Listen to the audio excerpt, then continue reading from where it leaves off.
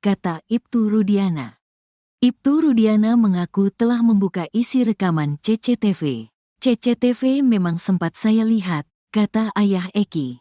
Ibtu Rudiana mengungkap isi CCTV kasus Vina tidak jelas.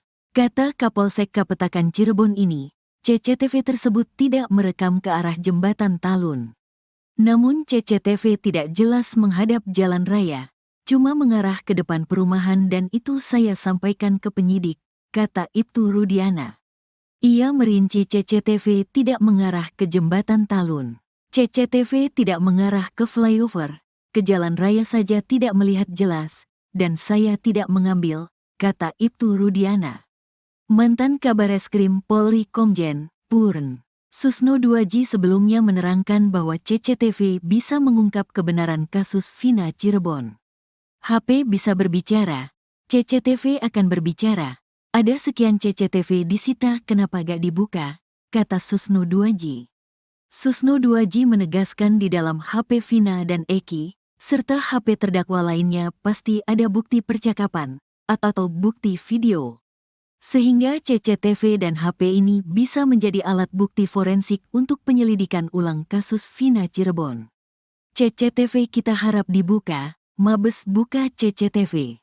HP Pegi, Vina dan Eki ditambah HP orang yang dihukum telah disita, kata Susno Duaji. Ibtu Rudiana akhirnya mengungkap keberadaan CCTV di TKP Vina dan Eki tewas. Ayah Eki itu pun mengakui bahwa ada CCTV di sekitar lokasi penemuan jasad Vina di Jembatan Talun Cirebon, Jawa Barat. Diketahui, CCTV di Jalan Perjuangan dan Jembatan Talun turut menjadi polemik dalam kasus Vina Cirebon. Banyak kecurigaan bahwa CCTV merekam kejadian yang dialami Eki dan Vina pada Sabtu 27 Agustus 2016 silam. CCTV kasus Vina semakin ramai diperbincangkan setelah terungkap bahwa anak buah Ibtu Rudiana, Bribka Gugum Gumilar mengakui telah membuka isinya. Pengakuan itu tertuang dari hasil putusan sidang kasus Vina Cirebon 2016 silam. Kini Ibtu Rudiana mengakui dia dan 3 anak buahnya memang mengecek beberapa CCTV. Hal itu diungkap Ibtu Rudiana saat konferensi pers di Cirebon, Selasa, 30 Juli 2024. Saat kami berempat mencari informasi, ke TKP penemuan jasad, coba cari CCTV, jam 2 melintas Alfa saya masuk cek CCTV tapi tidak ada, kata Ibtu Rudiana. Ibtu Rudiana mengaku telah membuka isi rekaman CCTV. CCTV memang sempat saya lihat, kata ayah Eki. Ibtu Rudiana mengungkap isi CCTV kasus Vina tidak jelas. Kata Kapolsek Kapetakan Cirebon ini, CCTV tersebut tidak merekam ke arah jembatan Talun. Namun CCTV tidak jelas menghadap jalan raya, cuma mengarah ke depan perumahan dan itu saya sampaikan ke penyidik, kata Ibtu Rudiana. CCTV tidak mengarah ke flyover, ke jalan raya saja tidak melihat jelas, dan saya tidak mengambil, kata Ibtu Rudiana.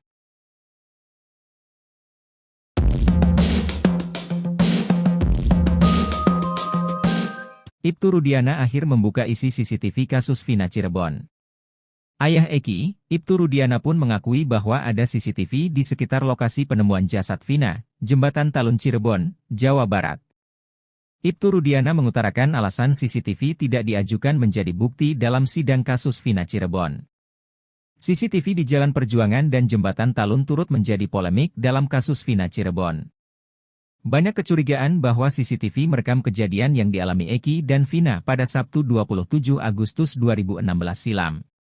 CCTV kasus Vina semakin ramai diperbincangkan setelah terungkap bahwa anak buah Ibtu Rudiana, Bribka Gugum Gumilar mengakui telah membuka isinya. Pengakuan itu tertuang dari hasil putusan sidang kasus Vina Cirebon 2017 silam. Kini Ibtu Rudiana mengakui dia dan 3 anak buahnya memang mengecek beberapa CCTV. Ibtu Rudiana mengaku telah membuka isi rekaman CCTV.